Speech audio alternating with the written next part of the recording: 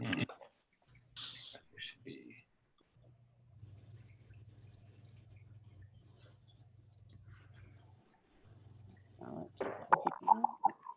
Morning, everybody. Good morning. Good morning, everyone. We're just going to give it a couple more minutes just to see people are popping up, and we just want to let everybody in. So if you don't mind waiting a couple moments, then we'll get started because we do have a pretty full agenda today.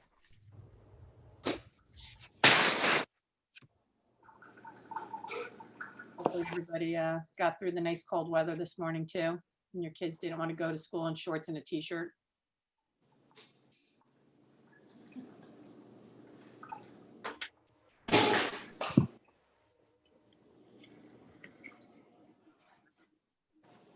I will ask as you join, if it doesn't automatically mute you like it's supposed to, please just mute your microphones.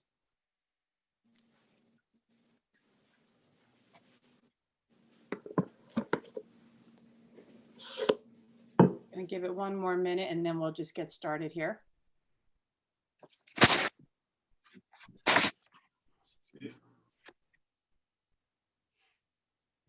People are still popping in.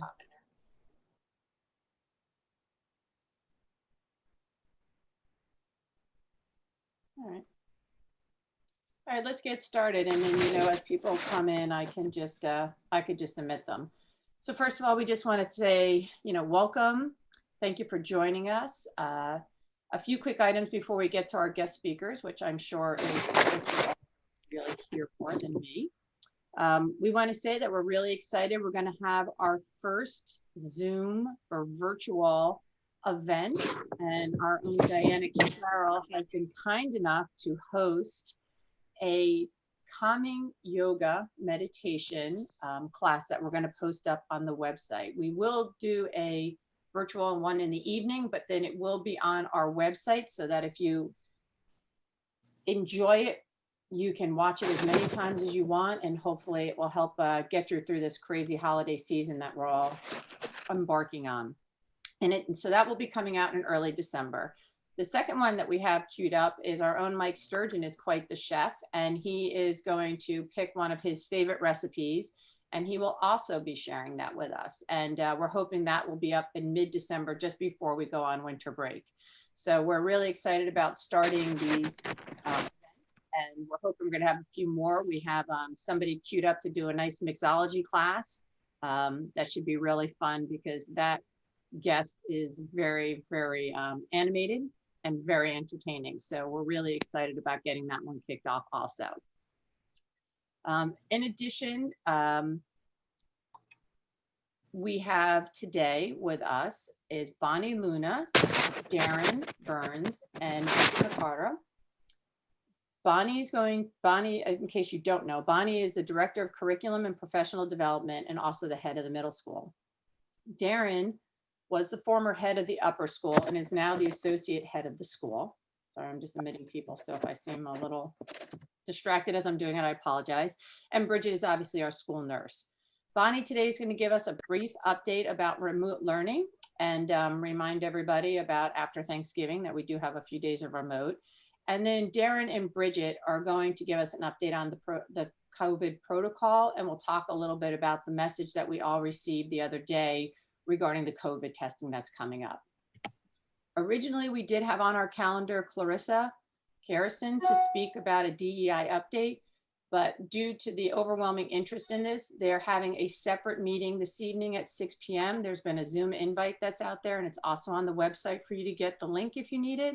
And she will be giving a much more extensive overall update on what's been going on in the DEI program. So please, if you have some time, jump into that call tonight because I think it'll be extremely, extremely helpful for those interested. So with that, I am going to turn over to Bonnie. I will ask that if you do have a question that you please put it in the chat. And then we will try to get to as many questions as we possibly can today.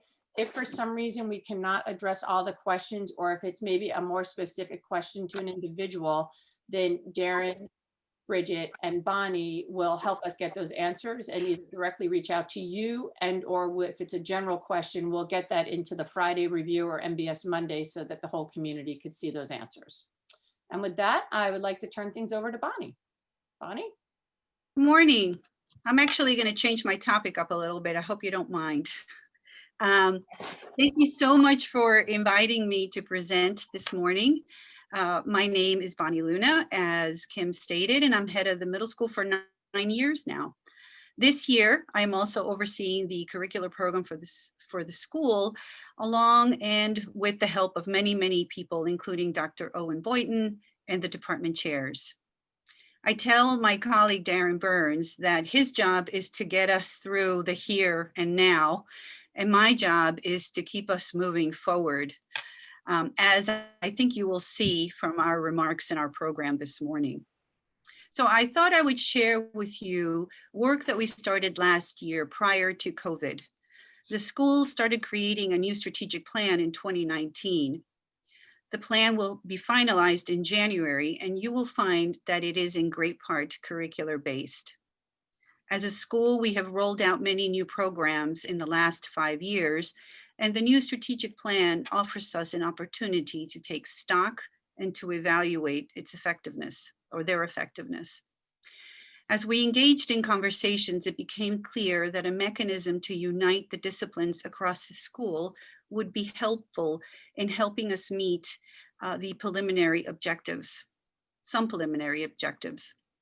With that in mind, we developed an honors profile that focuses on the habits of mind we wanted our students to identify with. We created a profile for all departments to use that included a department-generated section in addition to the habits of mind. The profile, which is now used in every class, ties us together with common language and purpose. Simply stated, it asks students to identify with 3 tenets: investing themselves in the material they are learning, being patient with intellectual struggle and ambiguity, and taking ownership of their learning. The profile is used as part of teachers' regular assessment practices for placement in higher level classes and for the Earned Honors Model. In the Earned Honors Model, students are now assessed according to the honors profile for the duration of the year, not just a limited set of assessments. This allows for greater consistency in the student experience and hopefully greater growth for students. Teachers have been asked to post the honors profile on their Google Classroom sites. So we had very good momentum with strategic initiatives last winter up until March, and then you know the story. While COVID did not stymie our work, it has certainly slowed it down. Our focus for the last 9 months has been developing the ability to pivot from in-school to distance without compromising learning. And looking back to spring, we can honestly say that our teachers have done an excellent job at learning the tools needed to ensure continued learning. Our teachers have become facile with Zoom, using screen sharing, whiteboards, breakout rooms, chats, and the annotation tool to diversify their classes. The sharing of teaching tricks and new apps has become part of their weekly meetings. Keeping students learning and engaged is at the forefront of our minds and will continue to be so. So before I turn it over to Darren to talk about coming up in the next few weeks, I would like to remind you that November 30th through December 3rd will be a virtual days. In-campus learning will be on Friday, December 4th. So please note your calendars. Thank you so much for letting me drop in and talk to you for a few minutes. Have a wonderful Thanksgiving, and I look forward to seeing you in person at hopefully at some point this year. Thank you, Bonnie. Darren, All right, thanks, Bonnie. Hi, good morning. I'm gonna try to share my screen and bring up a couple slides for us. Let me see if we can do this. Okay.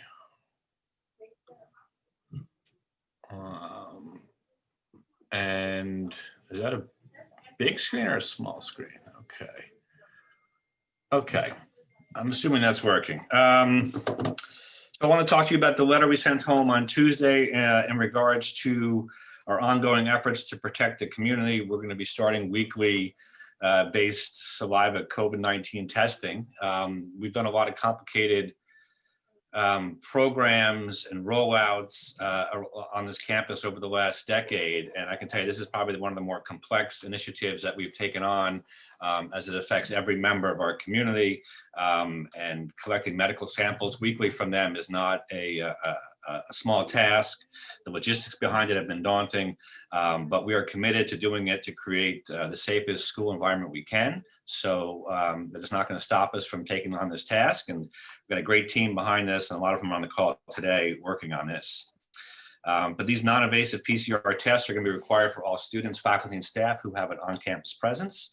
And just to give us a sense of, oops, I don't know if that was what I wanted. To give us a sense that what pool testing does, let me see if I can move this along. I'm going to try to be covering these 4 topics today, but I really want to get a sense of like what the pool testing does in terms of its advantages. And it acts as a surveillance system for asymptomatic people. It speeds up the testing process because it requires less time to run the samples in terms of individual samples as opposed to pooled samples. And this protocol hopefully will allow us to minimize the presence and transmission of the virus on campus. And that's really what we want to do is reduce the shedding of the virus on campus, certainly from asymptomatic people.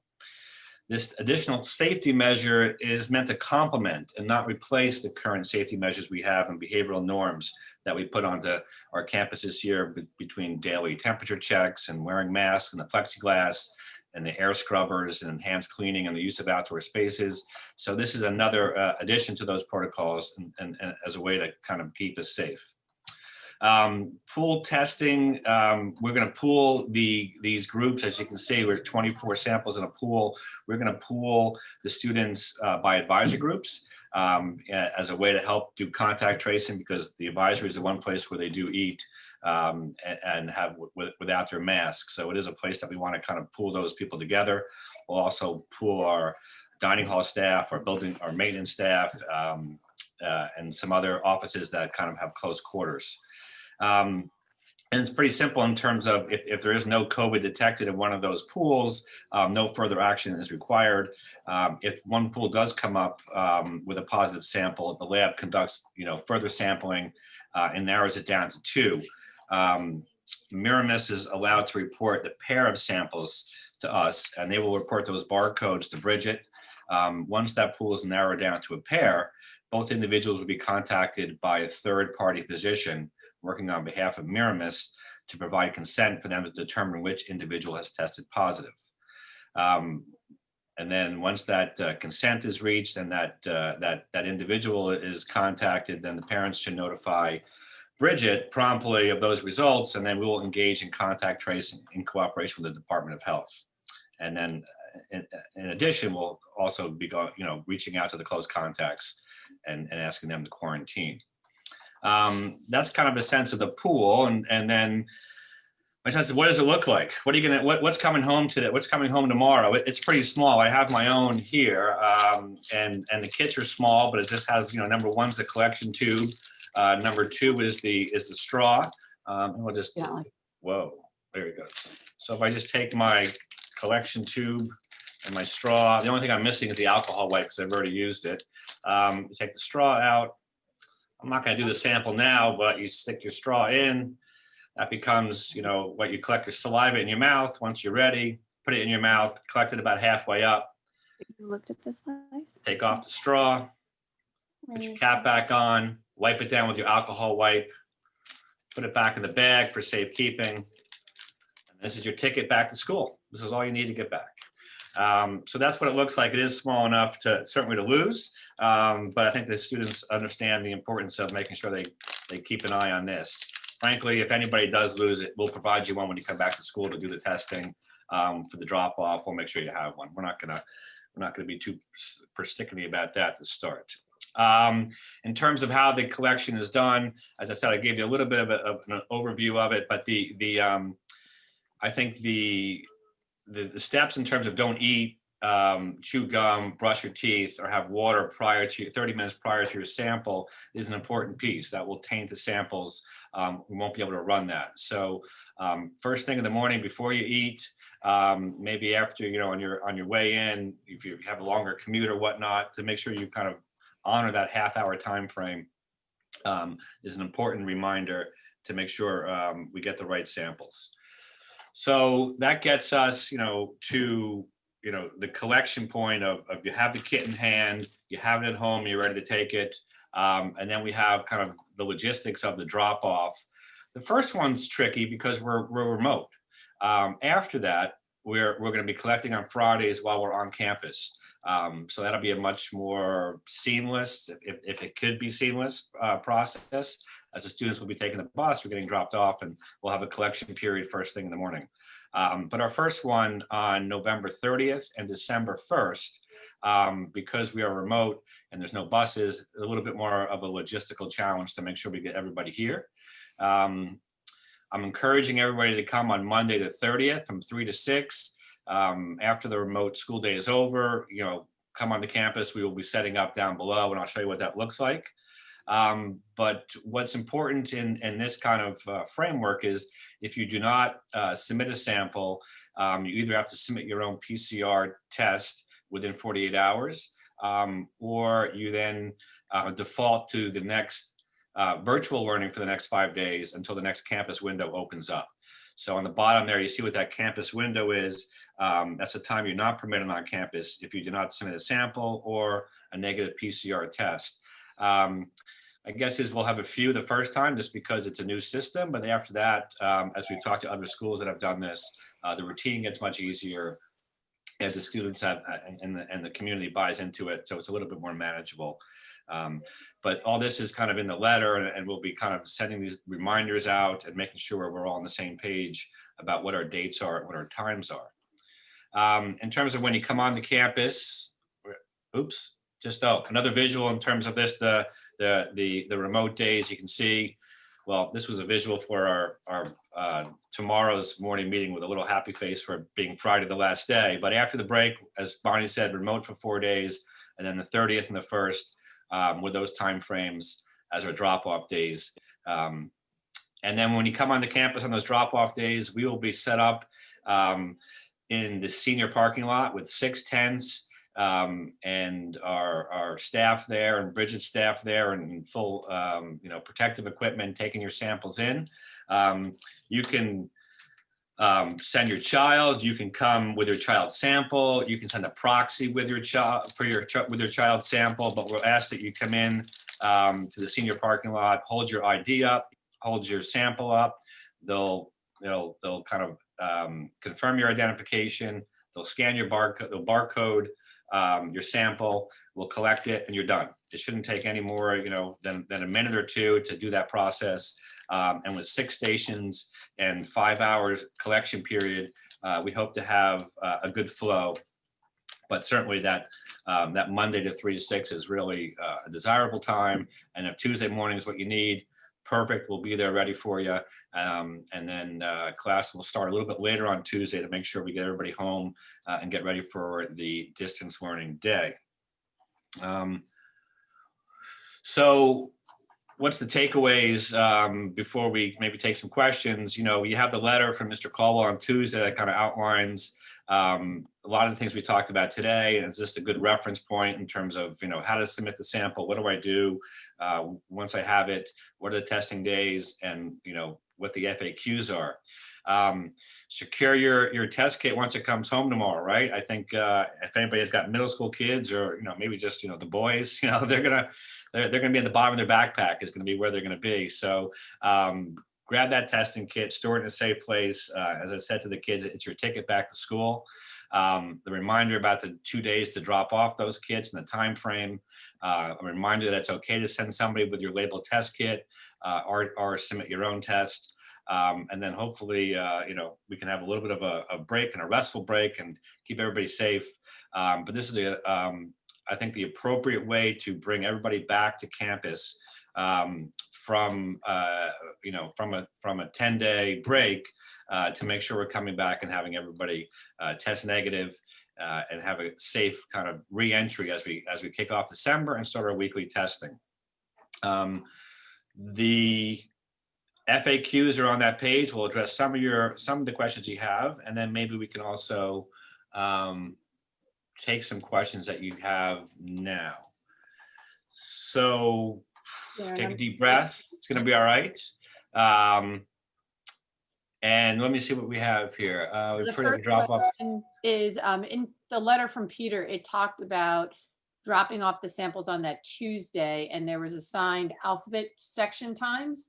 Yeah, And the question is, would you really prefer them to be dropped off on Monday, or should people be dropping them off during that designated alphabet slot on Tuesday? Is there a preference? I'll take anything. Like I'm just up for compliance. So and frankly, if you're going to be early, you're going to be late. You know, email us, and we will be here to make sure we collect a sample.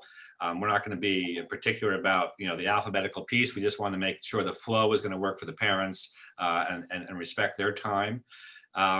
If you've lost it on that, you know, between now and Monday, just come to campus, get in the line. When you get in the line, say I've lost it, it will give you a new one. We'll ask you to then pull out of the line, you know, go submit your sample and then come back and do it again. Shouldn't take too long.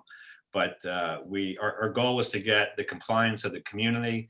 We're starting new behavioral norms, which is not easy. I fretted over the summer about, will all the kids wear masks all day long?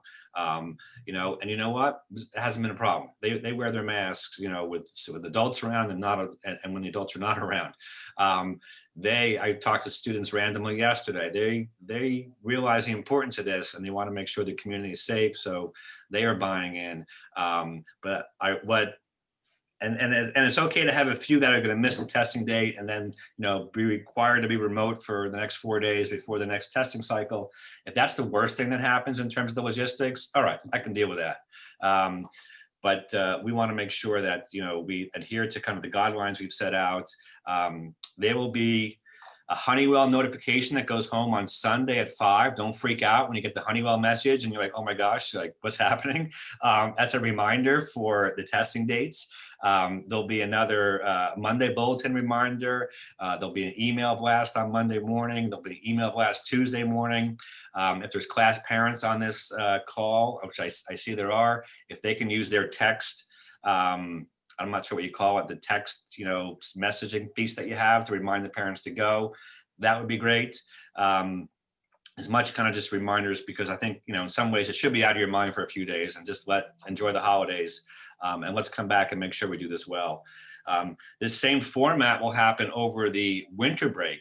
When we come back after 2 weeks of winter break in January, we'll go remote for 4 days and test everybody before they come back to campus. So I think these are the, you know, the health and safety norms you'd expect. I think these are the things that our students and faculty want to see to make sure as we move into the winter months, that this is the new protocols that we have in place. The pipeline to procure these things is getting harder. You know, I can tell you that the testing window of how fast they test is getting a little longer because it's just, you know, the uptick in this service and the testing is not easy.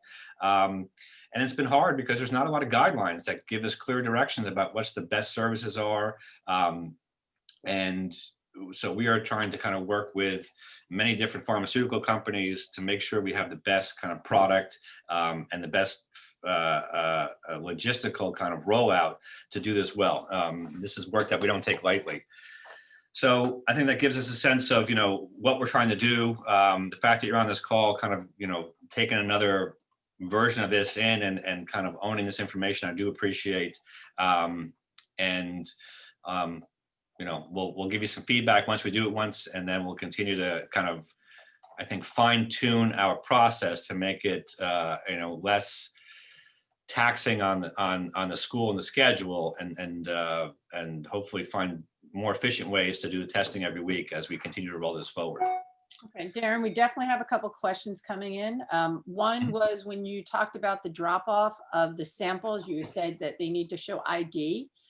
So with the ID, are you asking for just some parent ID so the last names are matching up? If the students aren't coming on campus for the drop-offs, what kind of identification are you looking at? If a neighbor is dropping off a test sample or a grandparent for, I will do any identification. I'll take a student ID.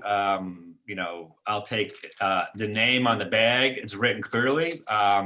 And frankly, if there's no ID, that's fine as well. Just because we want to, our database, when we put the name into it, the picture of the student or the adult pops up on our screen to make sure we're matching the barcode with a picture of the student.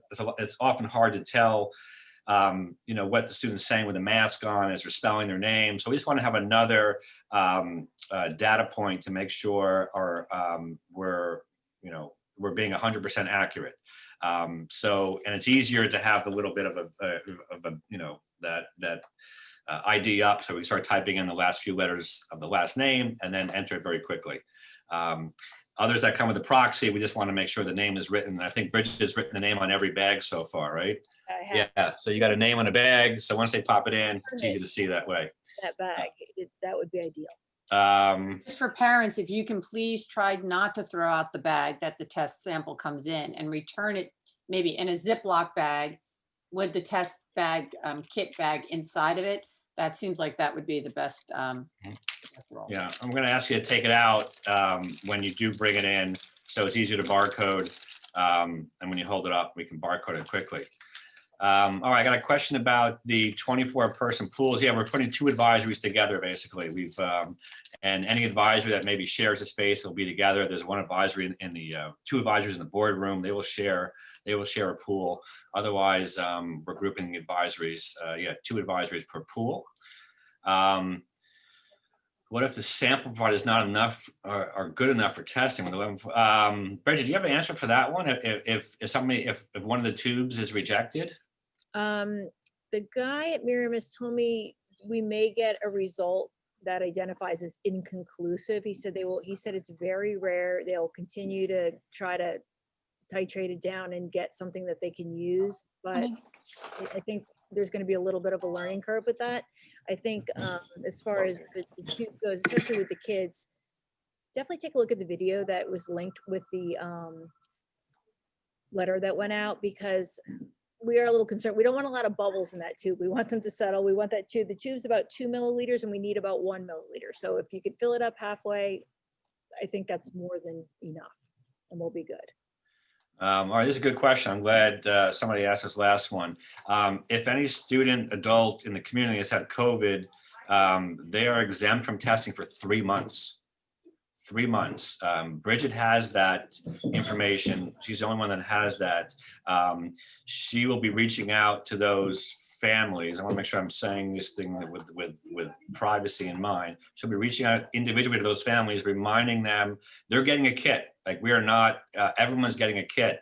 But we will remind those students that they do not need to submit. All they need is, I think Bridget has that information. So that would taint the pool. We will not, and if they do come, they will not be, we won't take their sample because the system will kick it out. So that's a good question. And it is 3 months, not 8 weeks. Right. So if for some reason anyone on here's child is tested positive for COVID, I'm assuming and praying that I know that already, but if I don't, please reach out to me and I'll add them to the list. But we are giving kits to all the kids because we don't want to identify them as having had COVID. So it's for privacy. So everyone's getting a kit. And what we learned from our conversations with the professionals is, the sample is good for a long time, as long as it's not frozen or boiling, which tells you kind of the lifespan of the virus, that it could survive in that tube for a few days. So if there's an outlier where you need to come in a little early or something like that, or they need to submit the sample at your house early because they're leaving town and you're gonna have a proxy drop it off, that's still gonna work out okay. Just don't boil it. No.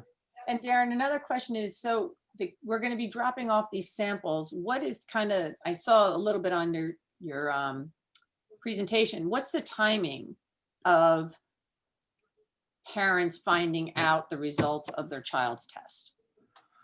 So it's 24 hours to run the whole, once it's received. So we're going to courier it to Brooklyn immediately after testing testing ends 7:30 to 9:30 on Monday. Excuse me, on that Tuesday. We have a courier coming at 10 to pick them up, to take them to Brooklyn. It'll take 24 hours to run the first pool, and it'll take 12 hours to run the second pool after a positive.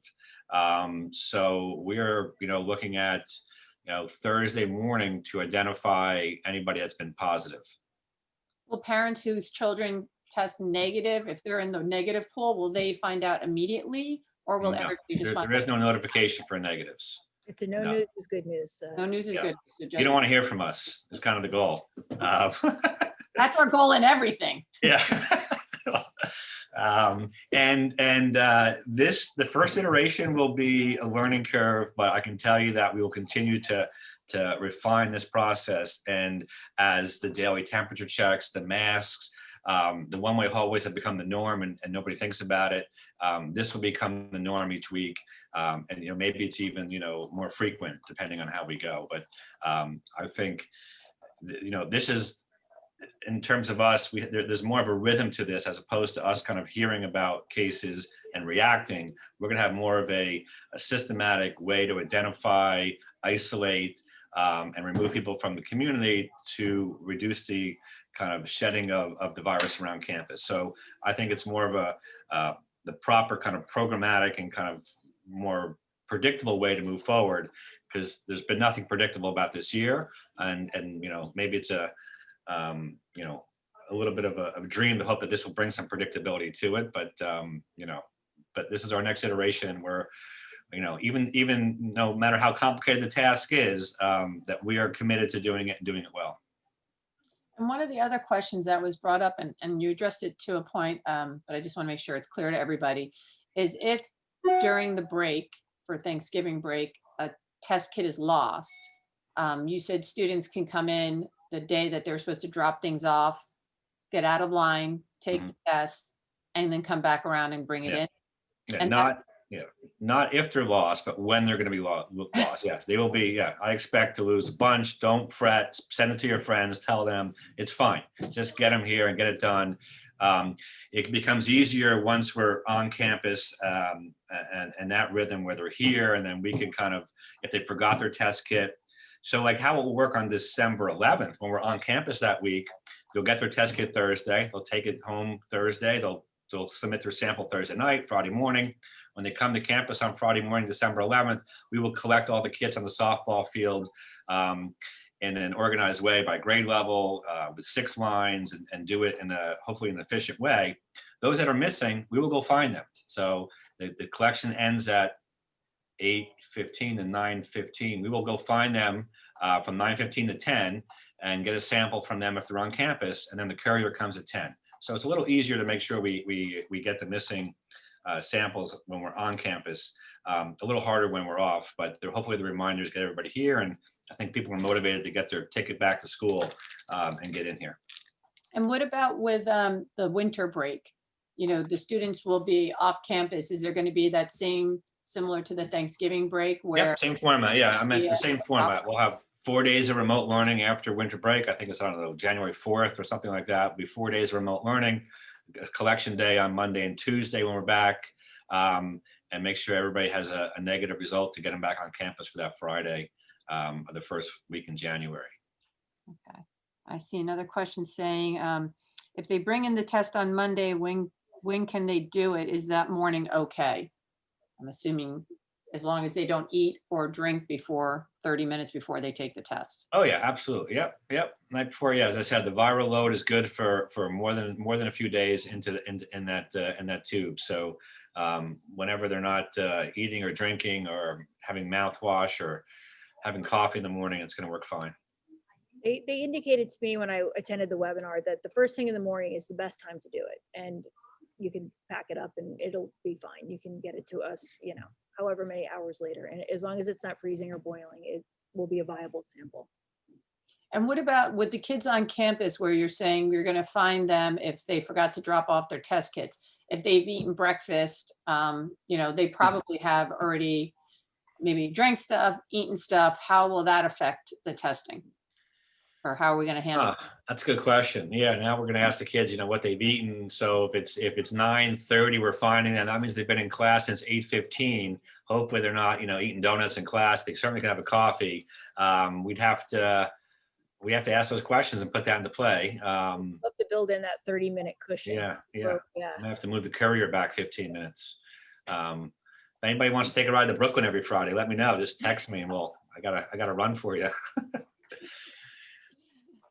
I think hopefully no parents have to volunteer for that. No, we got this. And I think it goes without saying that the school is obviously covering all the testing costs and the fees for this. This is not something that's being passed along to the parents. The only responsibility is if you do your own PCR test, that's on you. And then if there is a positive test that you're identified, you don't have to take another PCR test because they're going to identify it down to the single person.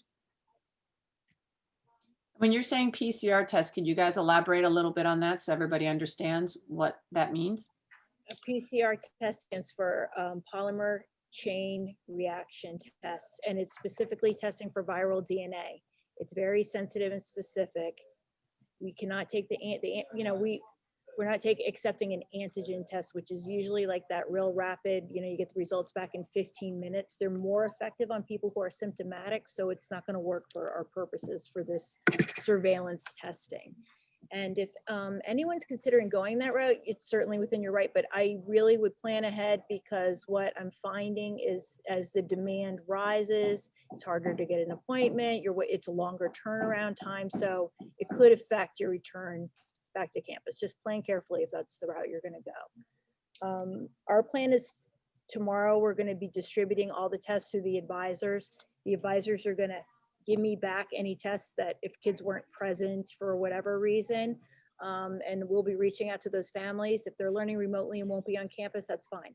If they are planning on returning and the child's just absent that day, we'll mail those kits home to you and we'll make sure everybody has them in plenty of time for a return after Thanksgiving break.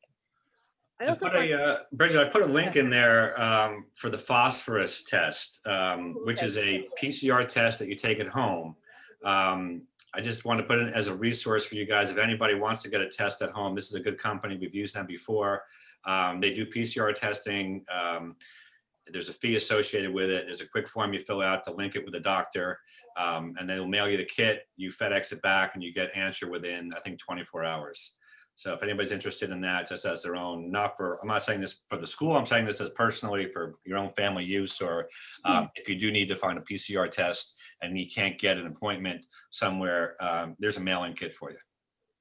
That's a great suggestion. I also wanted to just drive home. I think most people are on board now, but I am still getting questions. If you travel over Thanksgiving break to a state that's on our list, which is pretty much every state, testing negative does not override the need to quarantine. You still have to quarantine. You can participate in a test if you like, it's fine, but it doesn't negate that need to stay home because the virus can develop for up to 14 days. So I just wanted to let those on this Zoom know that. Yeah, that may be another good thing to put in the Friday review and maybe MBS Monday, because I don't know how clear parents understand that a negative test does not override the need for the 2-week quarantine. Does anybody else have any final questions before we say thank you? No? Well, then I would just say thank you to Bonnie, to Darren, to Bridget, again, for the incredible information and the work you're doing to keep our kids and our families safe. I know this is not an easy thing, and it is very impressive. I know in my hometown, the kids have been virtual more than in school. And I know my kids are just so happy to be on campus. It definitely enhances not only their academics, but even their just mental health. Being on campus is a really important thing, I think, for all these kids. So the fact that you guys have looked into all these different alternatives to make sure that the kids can be on campus safely is just really huge.